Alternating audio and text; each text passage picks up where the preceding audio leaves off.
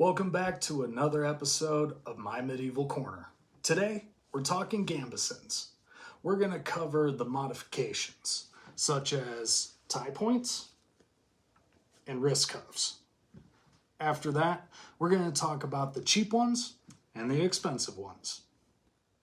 For those that are new to the sport and to history, a Gambeson is the padded jacket that is worn under the steel armor, whether that be mail or plates. It's also sometimes called an arming jacket or a hauberk. 99% of the time, it's called a gambeson. Just like the term implies, it's the padding between your body and the armor. As blows hit the armor, the impact dissipates through the steel and then through the padding before hitting you. It's an extremely important part of your overall armor. These jackets can come in a vast array of styles, colors, and quality.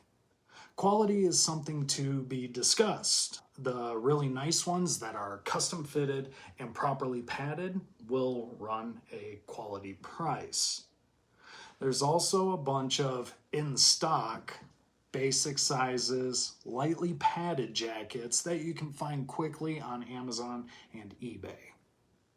Now, whichever you choose is your decision to make, but I fall into the latter category. I just received my now third Gambeson off of Amazon. So we're going to check it out, add some arming points, and add some cuffs. Amazon Gambesons can get a bad rap, but I've had nothing but success with them.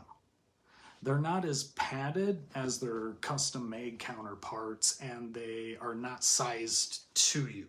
So you kind of get what you get. The big benefit of these is that they are readily available and cheaper, running under $100 for one. A really nice Gamby can run up to a few hundred easily. My new coat is plain and needs some modifications, so let's do it. Adding armor points to your jacket is not rocket science. Grab a few spare patches of good veggie tan leather, scissors, a ruler, some tough thread, and a hole punch. First thing I'm going to do is make the patches. Get your leather and mark your holes from your armor. Cut, punch, punch some more. Now, where to place them? Put on your jacket, line up your armor in your desired spot, and mark where it lands. This will also be a good point to see where your cuffs are going to land. Now let's stitch it on.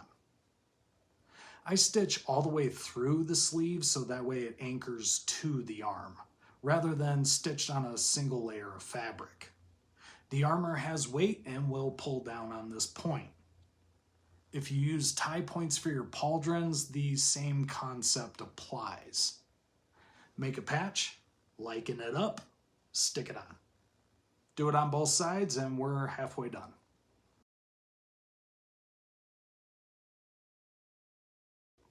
The cuffs prevent armor rubbing on your bare skin. It also helps keep your vambrace in check, holding your armor in place. This can be done with medium leather. The less material you have in this area, the better. We're going to roll an edge over the end of the sleeve and stitch all the way through. You might be able to do it with a needle or an awl. You may even have to pre-punch holes, all depending on the thickness of the leather. That should about do it. It's up to you and your fight budget whether you want the custom made or the in stock.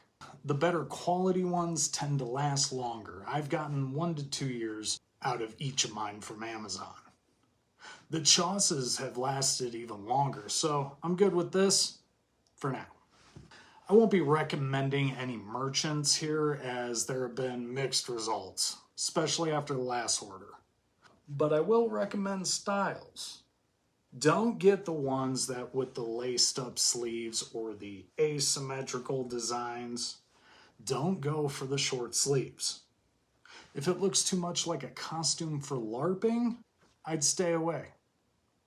I recommend a full basic jacket with a collar. And these double-breasted ones look like they would be great too. Thanks for checking out this episode and my channel. If you've watched this far, please consider liking and subscribing. It helps motivate me to share my love for medieval armored combat. We'll see you here next time at my Medieval Corner.